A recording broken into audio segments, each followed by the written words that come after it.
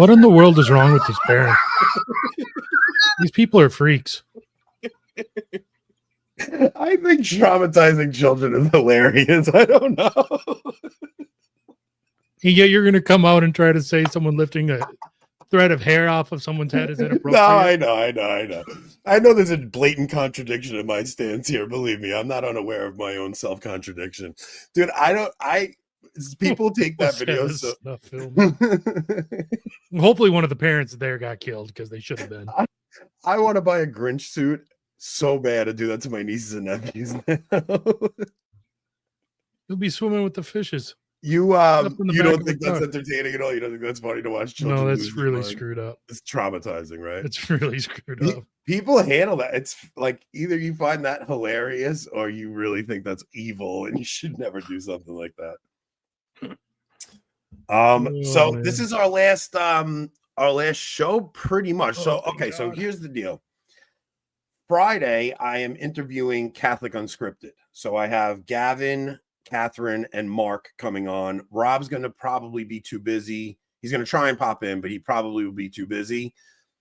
I think we're going to make that show on Friday live for locals and YouTube members only. So, and then what we'll do is, so here's what we have planned while I'm away. While I'm away, you're not going to get best ofs or reruns. Rob had a genius idea of asking for guests to fill in for me.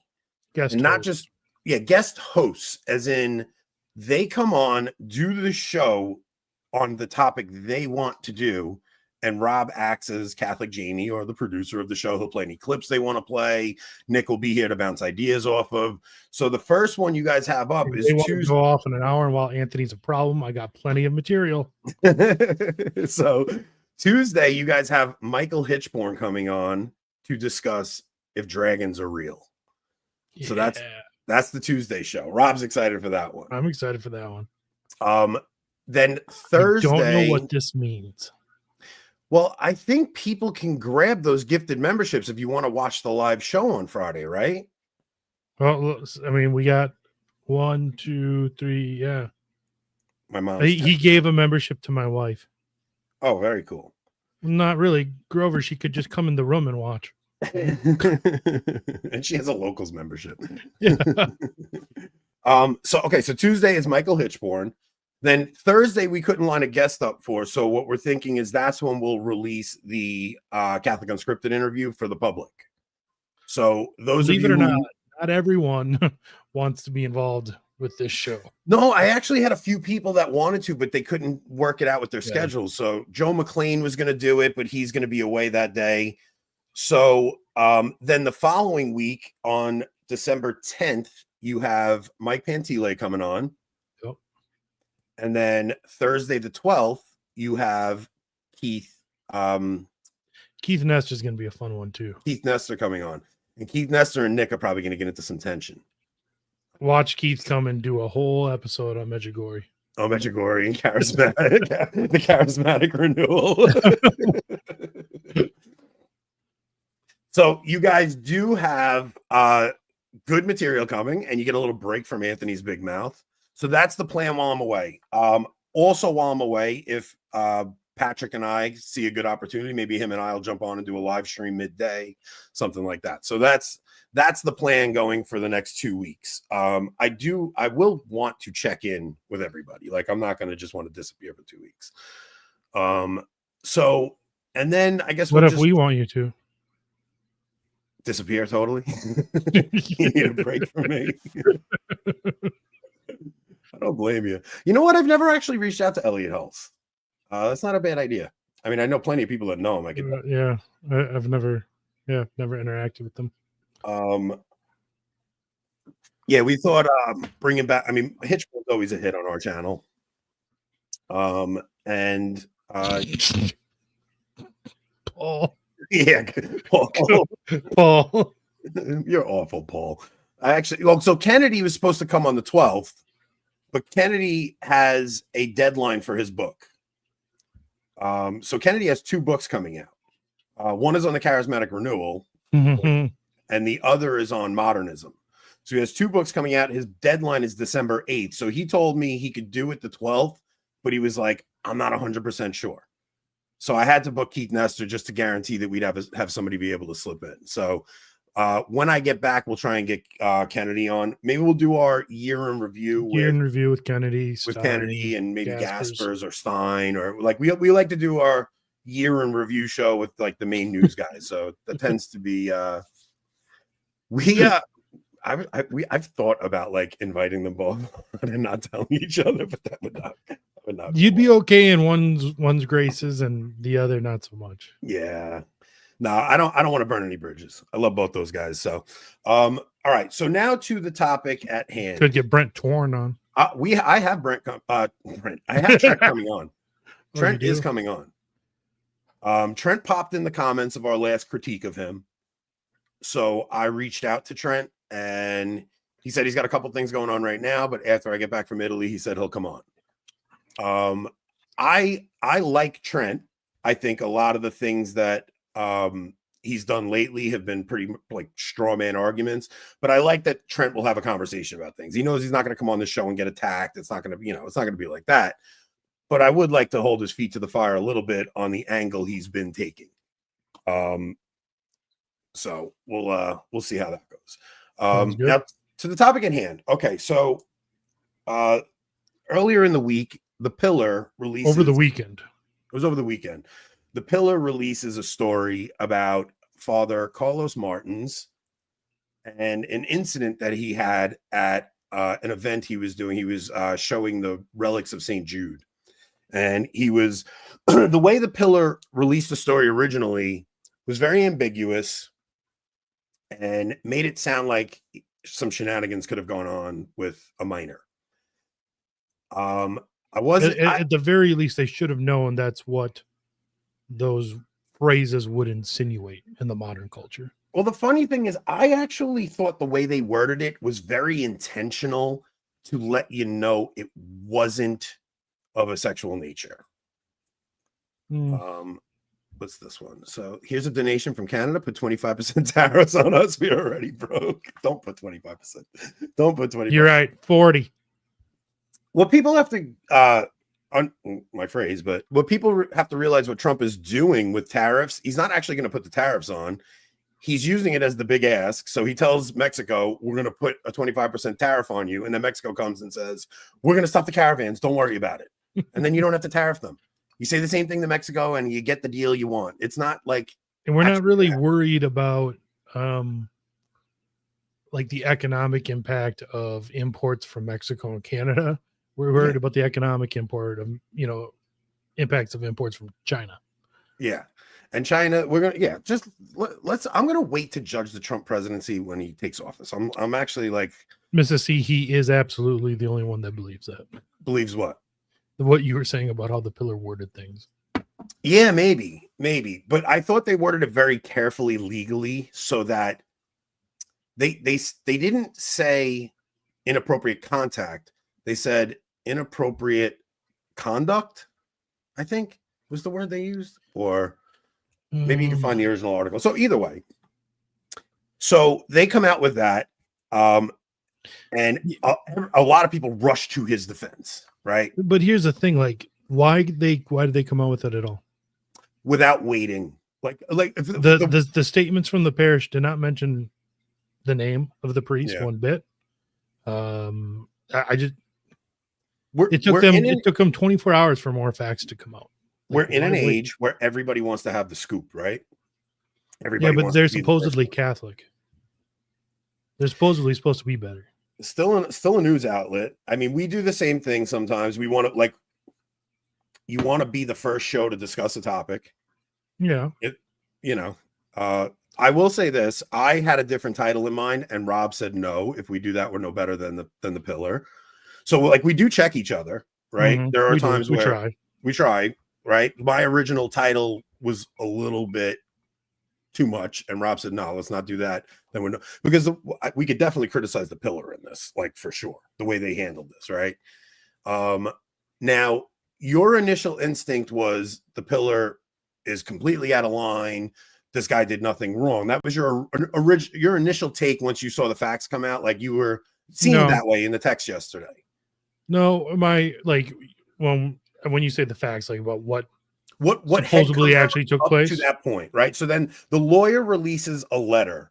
When you read the letter, you were like, the whole thing the pillar said was complete nonsense, right? But the way they worded it was retarded. Yeah. Okay. So my initial reading of that lawyer's letter, my first instinct was to jump and defend Father Carlos Martins. Yeah. Right. It was like, oh, this seems like a nothing thing. You know, oh, he touched some girl's hair. But the more I thought about it, well, see, instantly I'm like, why the heck are you touching? Like, I don't know. I would never touch anyone's hair who isn't my wife or daughter. You know, look, take the priesthood out of this. I don't think we can, though. No, we can't. But I'm just saying, as a man in general, are you ever going to touch a girl or woman that you don't know? Forget your wife or daughter that you don't know. Like you might be like my niece. I give my nieces hugs and stuff. Like that's a very different thing. A girl you don't like. If my daughter's friend came over, would I ever touch her? Never, under any circumstance, would I do that. I think, I mean, like with anything, it depends on a lot of things. So number one, he was in a room with 200 people, right? So I think a lot of it in my mind, a lot of it depends on the age of this girl. Now, from what we've been told, that there was just a group of older students, and I believe this school's K through 8, so that would make older students like 12 to 14. Yeah, I'm thinking my daughter's age, probably around there, right? Mm-hmm. So probably pubescent, post-pubescent teenage girl. Yeah, I don't like. Okay, so look, it's weird. But now, if you're talking to a group of 6-year-olds about if you're trying to teach them something, then maybe something silly like, your hair so long you could floss with it. Maybe that makes more sense. But now with the 13, 14-year-old. All right. First off, let's address a super chat always comes first. So I don't think they intentionally worded it in a way to imply it wasn't sexual in nature. I think they intentionally worded it that it would protect them legally, but would allow for the reader to come to the worst case scenario. I completely agree. Okay. Yeah. I think they left it ambiguous enough that your thoughts could go there. It's like when we put a question mark at the end of a title. But maybe it's plausible deniability. Maybe I just gave the benefit of the doubt to the priest because I know several people that know the priest, and I saw everybody's reaction saying don't jump to conclusions. Then I saw Rod Dreher came out with an article on his Substack that said basically, listen, I heard the facts. I can't report them publicly. This is a nonsense story. This is nothing. Don't rush to judgment. Yeah. So that made me back off right away. Then I read the lawyer's statement, and I sat with it for a little bit. And look, here's how I can relate it. My wife has a girlfriend who, whenever she's around, thinks nothing of like putting her hand on me and like touching my arm. And I feel uncomfortable when she does it. Like I feel like I don't want a woman touching me that isn't my wife or daughters. Like I feel awkward. Like don't touch me. Like when I said we can't separate the fact that he's a priest from this, what I meant is like he is supposed to be a real father figure. Okay, right? And then now I know in our modern world, like I understand all the implications of everything since the abuse scandal has happened. But are we going to just live with that forever and just throw away what everything should be? Or okay, so all right. So do you remember the scene in the movie For Greater Glory where the priest kisses the boy on the forehead? Yes. Right. That's in the year 1900. It's a very different world, man. It just is. But like I said, we got to try to get back to that. I agree. Right. But I also think that as men, we have a duty to make girls and women feel comfortable and not ever make them feel uncomfortable. And look, some people just don't like to be touched. To be fair, though, there's no indications that anyone besides this father was uncomfortable. There's no indications the girl was uncomfortable. Wait a minute. The girl went home and told her father the story. You don't know if the girl went home and said, "Daddy, I felt uncomfortable when you touched me." You can't assume that. I try to put it in terms of if you okay, so your daughter's very young still, right? So my daughters are both at that age, like one's 13, one's 17, and it's I don't know, man. Maybe I'm just super protective, but if a man ever made my daughter feel uncomfortable, I would never do what the father did. The father completely overreacted, insisting charges before, like that's just ridiculous. As multiple people have said, and I didn't even think of it until I heard it. There's very possibly a motive of money in it for him. Yeah. Of course. Here's the other angle. I know a lot of priests. Like I'm Lily, you can't say obviously. It's not obvious. You're literally just making crap up. So I know several priests, right? And I've gone out I've gone out to eat with them. Now there's a slight difference in times I've gone out. So one priest I've gone out with wearing his Roman collar. We just went out and we had dinner together and had a beer together. People look at you sideways.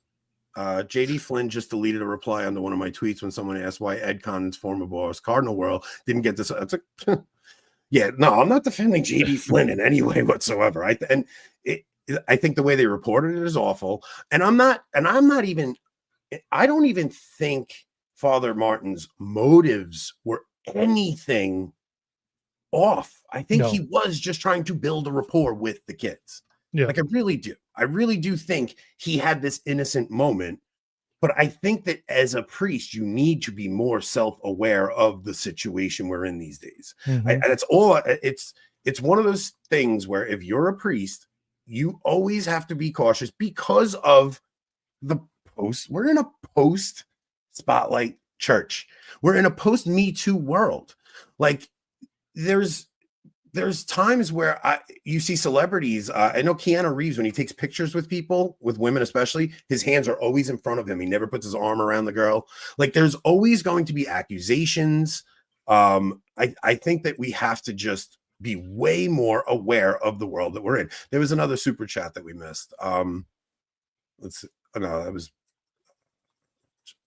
So I get this stance too. I'm being too puritanical to be real. Look, I'm very like when I met Rob, I gave Rob a bear hug. You know what I mean? Yeah, Anthony is the most touchy-feely, over-the-top person you'll ever meet. But it has to be somebody I know. I don't like being touched by somebody I don't know. If I don't know you, don't touch me. I don't know you, man. That's like don't invade somebody's personal space. We've seen enough videos of like Joe Biden doing that to girls, right? And you see it and you're like, that is so creepy. Now, all I'm saying is if you saw a video of a priest, an older priest, going and touching a girl's head, like you might be like, it's distasteful at minimum. Yeah. It's distasteful at minimum. That's, So I went out with the priest with the Roman collar, and it was people looking at us like they thought, like, are these two a couple or something? Like, because that's how priests get looked at. So I really Hey, Mike, if you're just going to talk shit, get out of here. Wait. There's a creepy detail floating around that has not yet been made public that, if true, explains why the death. Yeah, if you're just going to talk BS, get the hell out. No, but if that comes out, then we'll deal with. Yeah, you could say if about anything. That's why the pillar shouldn't have said anything until the facts were out. Wait until the facts come out is a fair assessment, right? All we know is what we know right now. And I'm going to go by what Father's lawyers said. This was the one we missed. The story. The tour of a relic that's on loan from the Vatican gets stopped. The tour said it was stopped because the priest fell and hurt his back. The diocese said it was canceled because of the investigation. I'm hearing that it's not just the pillar also reported that it's not just the relic that got like that mission that got stopped, but also the priest is his order said that he's suspended for now. He's suspended until the investigation's finished. So I think Rob's overreacting to you, Mike. Like, let's wait until I'm glad you didn't blurt out what you thought it was, Mike. Let's wait and see what happens. I'm just thinking of what you need to look. It's not easy to be a priest today, right? So now when I go out if I'm out with Father Dave Nix, he's in a habit, right? So he looks like a friar. You don't get those looks. People look at a friar very differently, or a monk in a habit very differently than they look at a priest in a Roman collar. A priest in a Roman collar gets a side eye no matter what, just because they are in a post 2002 church. And enough has happened where priests need to be on like a head on a swivel to make sure they're always holding the most upright position, and they have to have impeccable moral character. Now, the thing is, everybody rushed to defend the guy. I'm not saying they shouldn't have. I just think even the people who rush to defend them should wait till the facts come in before. Look, what happened with think about everybody rushing to defend what's his name, the FSSP priest, Father Jackson. Yeah. Father Jackson. People, they were like, swore they knew him. They knew him, and they were like, I know this man for years. He's never had a single thing against him. You don't know what people are capable of. Mm-hmm. You just don't. You don't know what people are capable of. Why are people texting it on the show?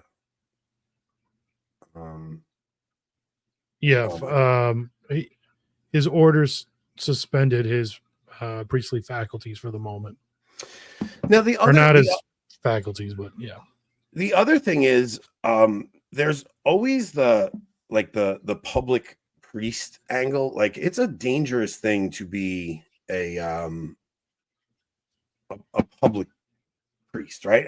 And Catholics love exorcists. Catholics, like, they love the idea of the devil being under every rock, you know. Mm-hmm. And when you're putting yourself out there like that, especially, like, you really do have to be so careful. Like, I don't know how else to say it. I'm not imputing motives to this man, anything. I'm just saying, don't touch anybody if you don't know them. Like, if you don't have a relationship with somebody where you know the boundaries somebody's comfortable with, you don't touch them. I'm sure this.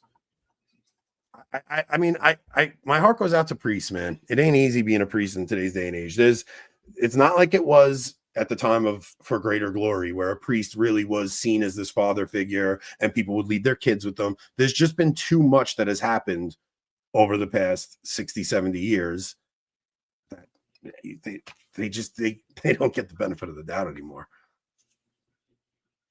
So I saw everybody rushing to defend him, and I kind of thought people wouldn't like my take on this. I'm not, I don't know if people have a disagreement with me. I mean, if the facts we know right now, if that's all there is, then I think, one, the touching is a little weird, but that's really it, right? Like, shouldn't have gone any further than the father talking to him. That's what should have happened. The father should have just had a conversation with the man and been like, listen to me, like, mm-hmm.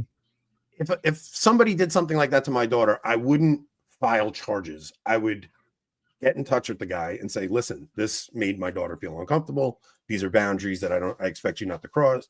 Make sure my daughter knew that I jumped to her defense, but also not made a huge scene of it where my daughter's embarrassed at that point. Now, Thursday knows father. He's been on pints. He's had conversations with him. So it's a different angle when you know the priest personally, and it's just, I mean, I would rush to defend someone I knew personally too. It's just, I don't know. I did too, Don, didn't I? I went to the St. Jude Relic Tour when it came here. I was impressed by Father Martin's, except for his presenting pious legends as facts. Oh, that was it. It was that was at St. Pat's. That did. I didn't know that was him coming around with that. I had only heard of him when the Exorcist Files came out. I had never heard of him before the Exorcist Files came out. Yeah, me either. So look, you guys can leave your comments below and tell me if I'm off. But I just think priests in this day and age, man, you have to really be on guard. You have to realize that people are waiting for you to make a mistake. And like Rob, if you had come to meet my family, mm-hmm. like, I couldn't imagine you like touching my. I just look at. I try to put myself in the situation, and I'm like, I wouldn't do that. But I get that people are different, and I'm not trying to hold everybody to the same standard as I am. Yeah, look, Grover's not happy with me. A lot of people not happy with me. This is true.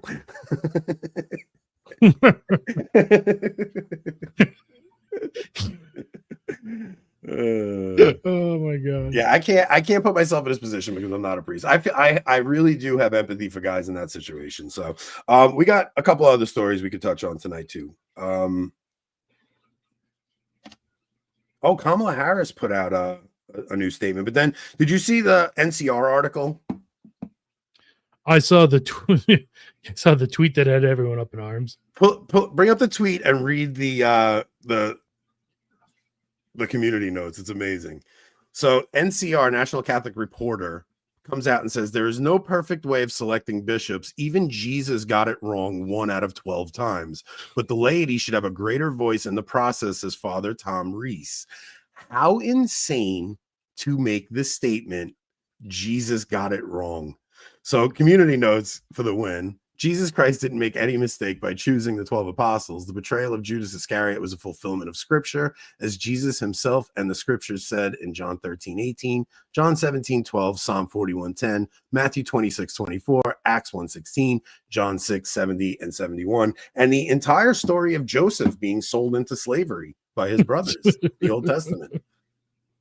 Being sold into slavery for 20 pieces of silver was a prefigurement of Christ being sold into slavery by Judas. I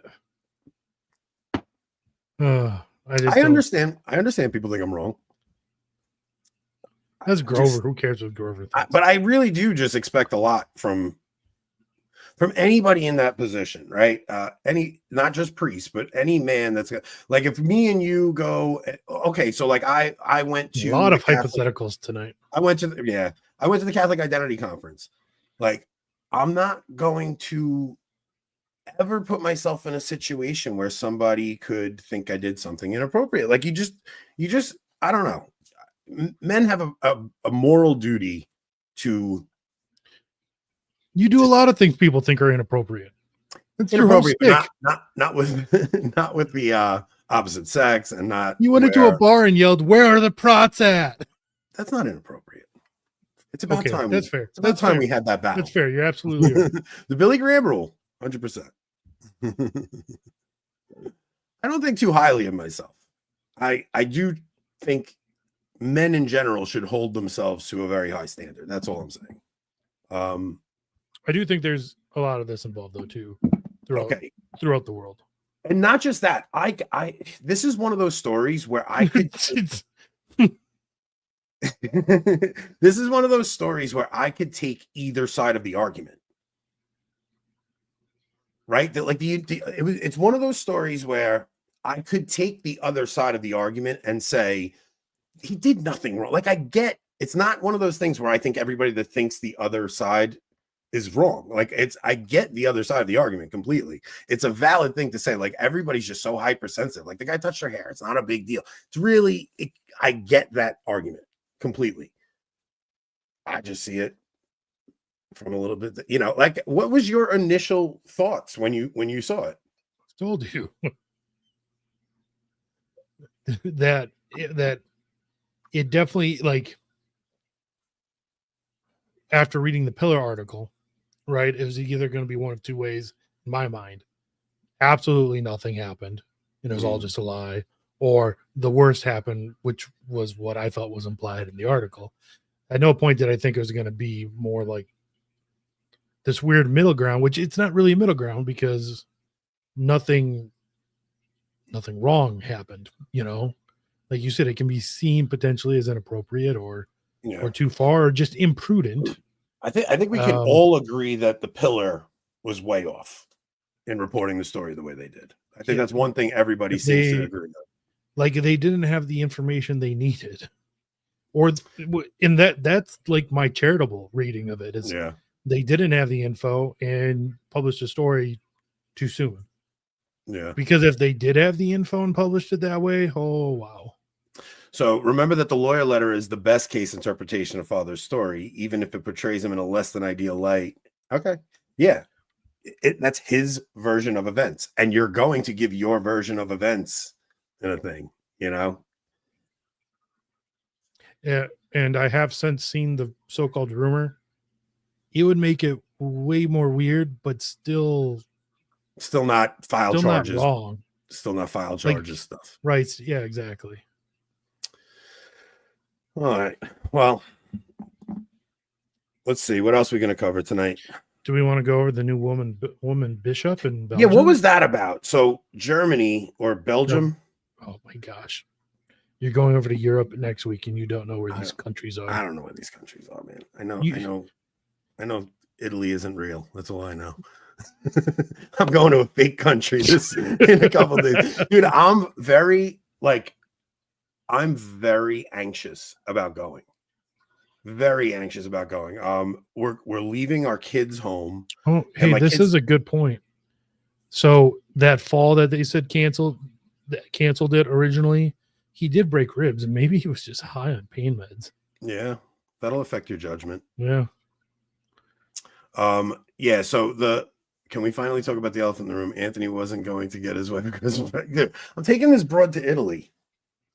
I'm not getting her a present. Yeah, I told my wife's not getting a present this year either. It's just, I think presents are for when you're dating or engaged. Yeah, in Christmas especially, like birthdays are one thing, but like you're spending your own money to get yourself a present. It's a weird thing. Well, we're talking about a present for her, not for us. Yeah, all right, but that's one thing I won't do. Like, no, hon, I'm not giving you money. Well, I don't want her getting me something. Yeah, I don't want her getting me something. She's gonna go buy me something with my what are you doing? You don't.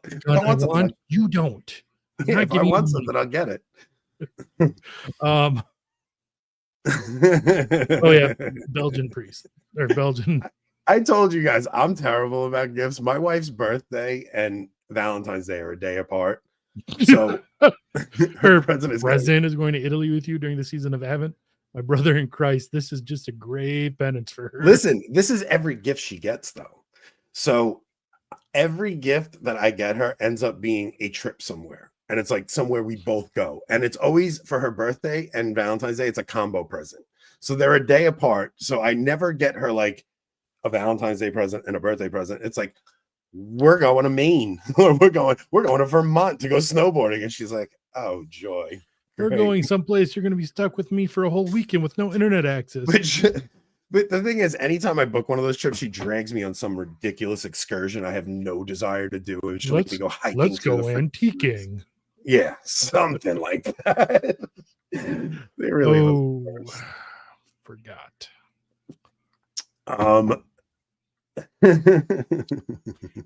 Yeah. Pretty much. All the presents are trips for that. They're things I want to do and I present as presents. And she knows this at this point. All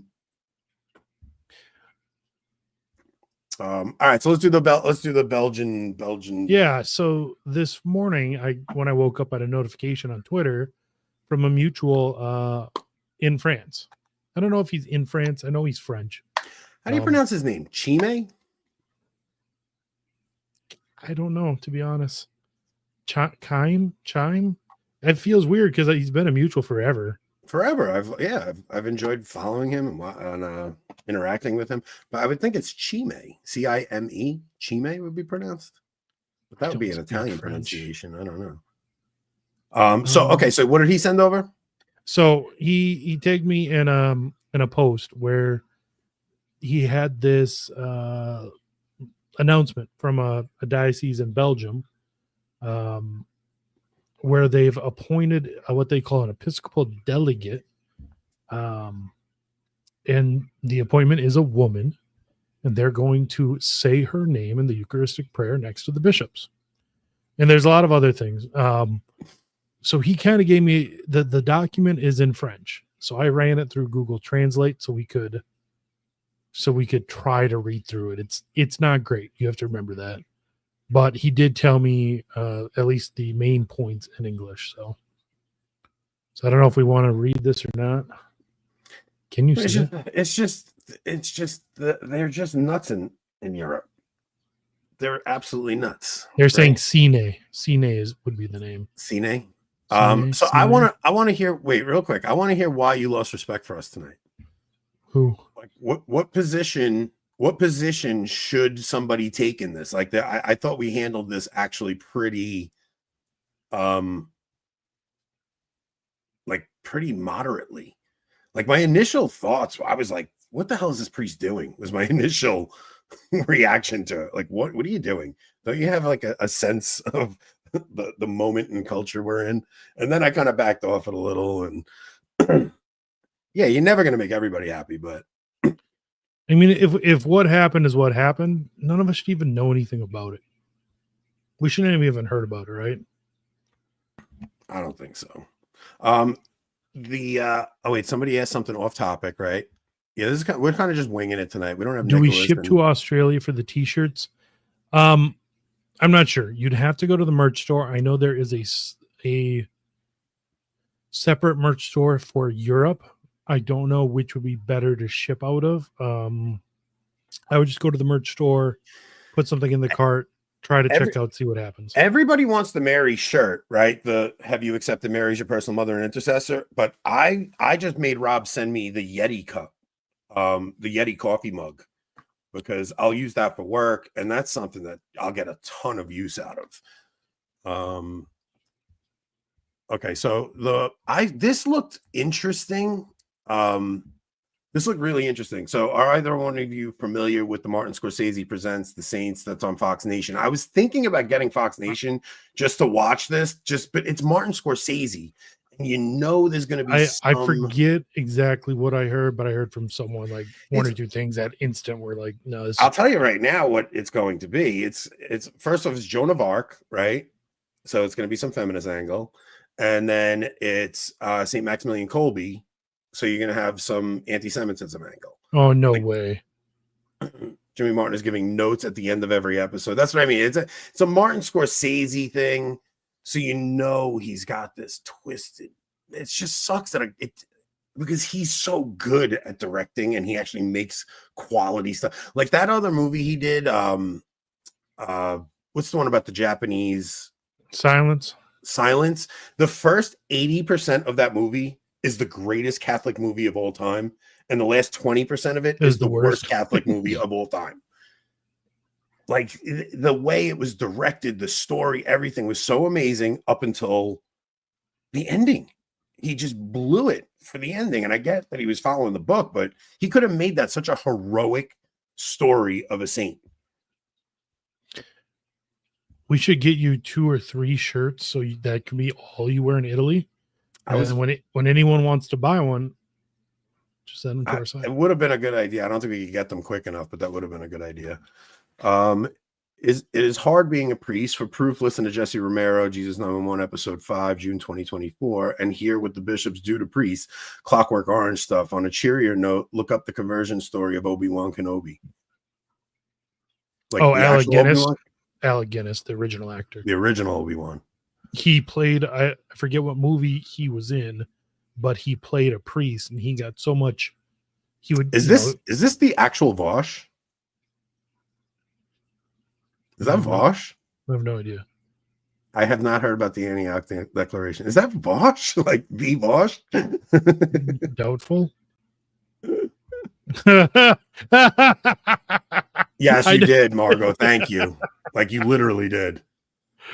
Holy cow. Anthony told me what he did. I meant to post a picture of the NCR article where they actually did a hit piece on me, and I posted something very, very personal. Like the stuff you give only to a bank to get a loan. Yes. All human interactions are a two-way communication. Innocent and guilty. Priests are targeted by predatory characters of all sorts. Reserved aloofness is what decent men do in dealing with an acquaintance. Yeah. Two-way communication. Innocent and guilty priests are targeted by predatory characters of all sorts. What is reserved aloofness is what decent men do in dealing with an acquaintance. Oh, I get you. Okay. Like so yeah, just like just sit back and wait to catch what that person's vibe is. Riley, thank you so much. You guys are great and always seem to do your best to discuss topics, even difficult ones, with integrity. I appreciate your points of view. That was what I was hoping to get on this tonight, because look, these are tough topics. We're trying to stay away from drama in Rome, right? Like, I don't care what Francis is doing. I don't care at all. Like, I just don't care anymore. Rob and I have a friend who is close to losing his faith because of Francis. Like, just all the stuff that's going on in the church. And he had a conversation with his priest, and the priest, he had missed mass a few times, and the priest just pulled him out of the confessional and said, hey, let's just have a heart to heart. Because the priest knew you don't do counseling in the confession. Yeah. So the priest pulled him out of the confessional, and the person just kind of admitted to the priest, like, look, man, this has been going on for a couple of years, and I just kind of feel beaten down. I don't even know if we believe the same faith we believed 15, 20 years ago or before the council. Like, it just seems like everything's so interchangeable. Seems like, I don't know, do we worship Jesus Christ anymore? And so it's a very difficult time. So I don't want to add to it anymore. And I don't really care to discuss a lot of the stuff that's happening anymore. So I have seen known predator priests and bishops, McCarrick, interact by touching people that they have developed a relationship with before they are in public setting, but never with people they didn't know. Yeah, so like people were saying, like that might have been like a grooming tactic, but I don't think that was. It was just a quick interaction with this girl. And right, because he's not in a position to he travels all across the country. He's not going to see that. Yeah, and there's also, so like St. John Bosco would,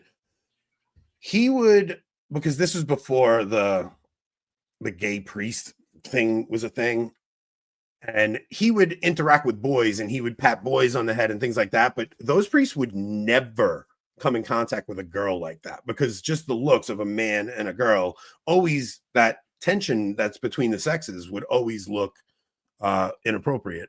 Priest is attacked. Anthony wants views and a hot take. It's kind of what exactly was a hot take here? We're about as middle of the road as you could possibly. Not even middle of the road. I'm giving my honest opinion on this. This is not a hot take. It's the last thing it is. Yeah, we've been talking about it all day. Like, this is what he literally believes. Yeah, like all day you've been talking about this. Like, this isn't a hot take. A hot take would be doing something specifically for controversy. This was something that was being discussed on Twitter the past 3-4 days. It's like, I have some thoughts on it. When you have thoughts on something, the thing that makes a good show is when you have thoughts on a topic, right? Like, you could drag stories up and try to manufacture something, but something like this, like, I actually was stewing on it all day and thinking about it, right? So I knew I could just riff on it for a half an hour, 40 minutes with Rob. Like, I knew we could just get on, and I had some thoughts about it, and I could just riff on it. It was the same thing when we did the Amber show with the sharing personal photos of family, because I had experience of sharing personal things that came back to bite me in the ass. And like, when you have something on a topic, those are your best shows. I don't know, you guys. All right, you could be done. Is racism a mortal sin with confession? Depends what you mean by racism. Kind of a weird way to word that. Depends what you mean by racism. If you think your race is superior to another based solely on the color of skin or something, I don't know. If you think any other race is like has any less inherent value in God's eyes, that would be simple, yes. But if you mean by racism like just noticing stereotypes, I don't just think that's notice racism. Yeah, just picking up on stereotypes, or like, I work in the 5 boroughs, and I notice when I'm in certain areas that are ghettos of particular groups. Like, I always tell Rob, if I was going to be racist, it wouldn't be against who people would think. It's because when I work in Chinese areas, they don't treat you like you exist when you're there. It's kind of like there's something about from the way they were, the way they do things in China. They kind of come here and they just go through the motions, and they're kind of very focused on their task, and they don't notice things around them. So if we're doing construction in the street it's a difficult area to work in. I'm just telling you. That and people like drive over cones and I don't want to like make a blanket statement where I say every one of this group is one thing, but you have to understand like many other cultures, non-Christian cultures in general, are inherently racist in a way like we just wouldn't recognize. Like the Chinese really do have this whole idea of like the mandate of heaven, where like they as a people, they as the Han Chinese people are mandated by the gods to rule over the Middle Kingdom, and they really do see other peoples like the Uyghurs as less than human, you know, in a way that Christian society just doesn't understand. Thursday is sick. What did he say now? He basically gave the dice line. You can blindfold these people with dental floss when giving them licenses. Oh, I think we've talked enough about floss. So, okay, so I'll give you another example. When I work in a Hasidic area, if I work in a Hasidic area, there's something that happens to a people when they're told they're God's chosen people for 6,000 years. And you're not, and if you're not one of them, like they hate you and you can feel that hate, you know. I think that a Catholic has an obligation to view all of humanity as children of God, though. Yeah. I don't think you can just blanket hate a race because they are that race, though. But yeah, I don't. Except for the Italians. I don't know. I think if we could do some more questions from the audience. I don't even think we should cover another story. I think this show went well. 48 minutes and you've had enough, huh? 48 minutes, and I think that we're getting into things that are a bit rich.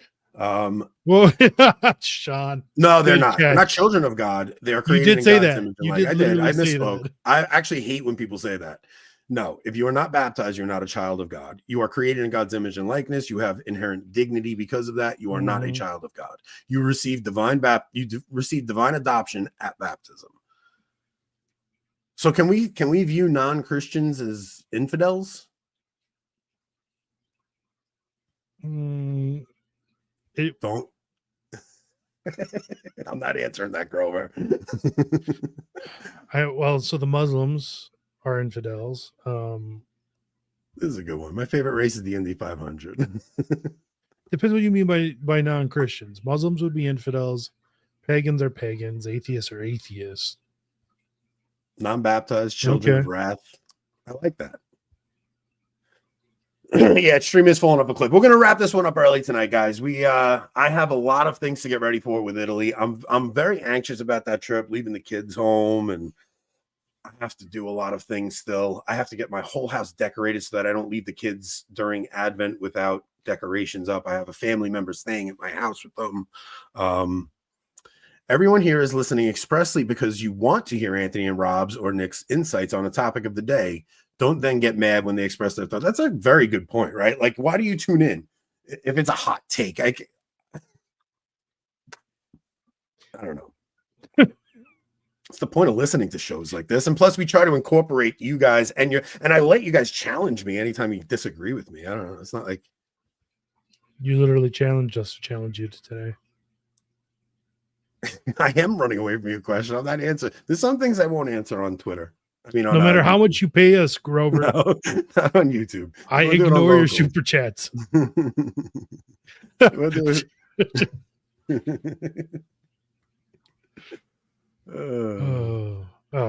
We sigh the same even now. All right. This stream really is full. Yeah, we got to end this now. All right. Okay, see you guys.